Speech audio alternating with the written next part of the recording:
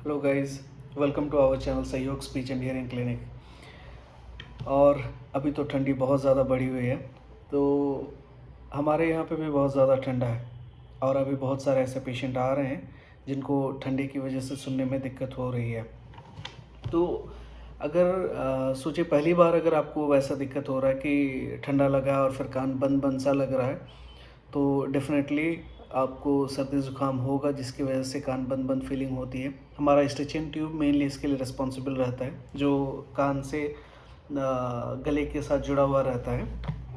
और इस पे इन्फेक्शन होने के कारण से या सर्दी ज़ुकाम होने के कारण से कान बंद बंद सा लगता है। और ये बहुत कॉमन है ठंडे के दिनों में।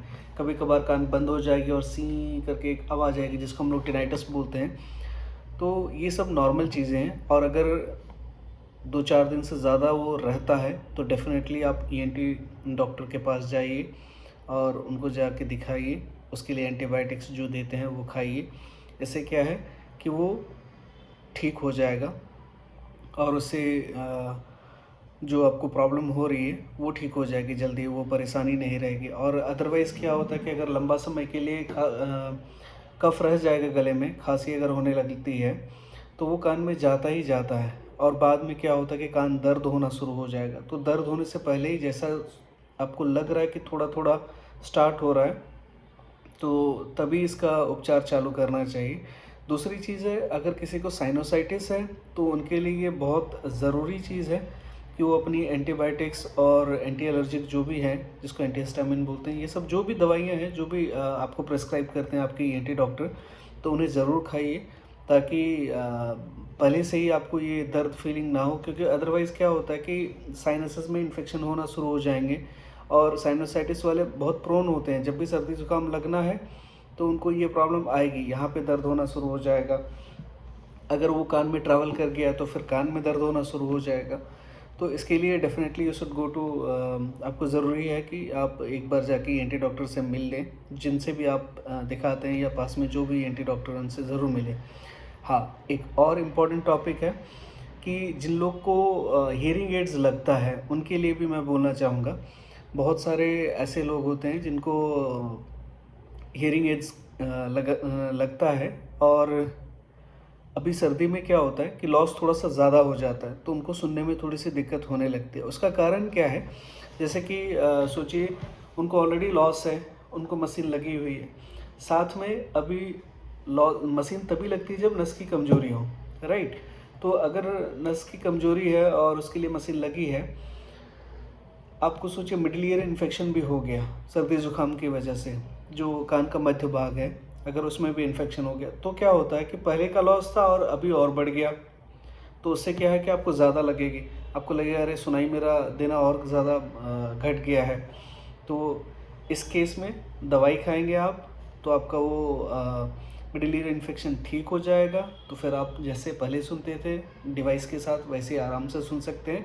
हाँ, अगर लंबा समय के लिए वैसा कुछ दिक्कत हो रहा है तो आप अपने ऑडियोलॉजिस्ट के पास जाइए और जाके उनको बोलिए कि हमें अभी सर्दी ज़ुकाम लगा है, जिसके कारण से लॉस शायद बढ़ गया है, एक बार आप चेक कर लीजिए।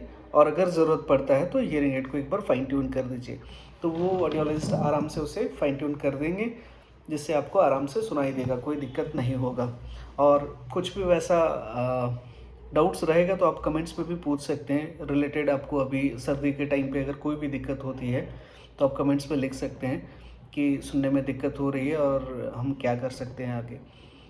और अगर आपका हिस्ट्री है कि कान से पानी निकलता था पहले, पस निकलता था, उसकी वजह से लॉस बढ़ी है, तो कभी कभार क्या है कि पहले क्या होता था कि लंबा समय के लिए सोचिए किसी के कान से पानी आती है, वो अनट्रीटेड रह गया, मतलब टिम्पैनोप्लास्टी या पर्दे में जो छेद था उसे ऑपरेशन करके ठीक नहीं किया गया है।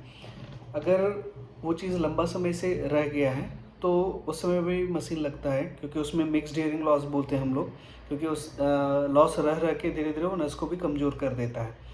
तो उस केस में भी मशीन लगता है। तो उनको मेरा बोलना है और निवेदन है कि अगर कान से पानी आ रहा है तो मशीन अभी इस्तेमाल नहीं करें। एटलीस्ट अगर बहुत ज़रूरी है तो लगाएं, कुछ समय के लिए खोल के फिर रख दें, थोड़ा हवा जाने दें, अगर दवाई है, कान से अगर पानी आ रही है तो ड्रॉप अगर आपको आपके ईएनटी डॉक्टर ने दिया है तो वो ड्रॉप डालें। हर ड्रॉप कान के पस को बंद करने के लिए नहीं होता है, कान बहने को बंद करने के लिए नहीं होता है। कुछ होते हैं कि कान का मैला साफ़ करने के लिए होता है। तो एक बार ज़रूर पहले बात कर लें कि कौन सा हमें ड्रॉप डालना है, तो वो ड्रॉप डालें ताकि आपका पस सूख जाए, ठीक हो जाए कान, फिर आप मशीन लगाएं। अदरवाइज़ अगर अभी अवॉइड कर सकते हैं कि कान से अगर पानी आ रहा है तो मशीन अभी नहीं लगाएंगे, वो ज़्यादा बेहतर है। और अगर बहुत ज़रूरी है तो लगाइए, बट आप एक काम कर सकते हैं कि लगाएंगे फिर कुछ समय के लिए छोड़ देंगे, 1 घंटा 2 घंटा छोड़ दीजिए, फिर लगाइए, फिर 1-2 घंटा छोड़ दीजिए। दूसरी चीज़ है कि अगर सोचिए आप RIC मॉडल लगाते हैं, रिसीवर इन द कैनाल, और या छोटी वाली जो आती है कान के अंदर जो लगती है, जिसको CIC बोलते हैं, कंप्लीट इन द कैनाल, और आपके कान से पानी पस आती है, तो आप तो डेफिनेटली नहीं लगाएं डिवाइस। अगर BT मॉडल इस्तेमाल करते हैं, बिहाइंड द ईयर वाली अगर आप इस्तेमाल करते हैं तो आप ज़रूर लगा सकते हैं। उस केस में आपको कोई वैसा दिक्कत नहीं होना चाहिए ज़्यादातर। अदरवाइज़ अगर आप RIC मॉडल या RITE मॉडल भी बोलते हैं कुछ लोग उसको, और या फिर CIC लगाते हैं, तो अभी कुछ दिन के लिए मत लगाइए, क्योंकि पानी पहले सूखने दीजिए, उसके बाद ही लगाइए। अदरवाइज़ क्या होगा, अगर वो पानी घुस जाएगा मशीन पे तो मशीन ख़राब हो जाएगी। जो उसका आउटपुट एरिया है, अगर उसमें पानी घुस जाता है, स्पीकर पे पानी घुस जाएगा, स्पीकर ख़राब हो जाएगा, और स्पीकर ख़राब होने से फिर खर्चे लगते हैं डेफिनेटली, क्योंकि फिर वो कंपनी वाले नहीं बोलेंगे कि आपका ये वारंटी में है, बिकॉज आपने डैमेज किया है उसको, राइट, पानी के थ्रू। चाहे आप जानबूझ के करें या बिना जानबूझ के करें, अगर पानी से ख़राब होता है मशीन तो उसको वारंटी कवर यूजुअली नहीं करती है। तो ध्यान से अच्छे से लगाएं, और कुछ भी दिक्कत हो वैसे तो आप कमेंट्स में लिख सकते हैं, पूछ सकते हैं। और चलिए, सेफ़ रहिए, अच्छे से रहिए, ठंडे से बच के रहिए, और अच्छे से सुनिए। Bye bye, take care. और हाँ, हमारे चैनल को फॉलो करें, शेयर करें और कमेंट्स भी करें। Thank you.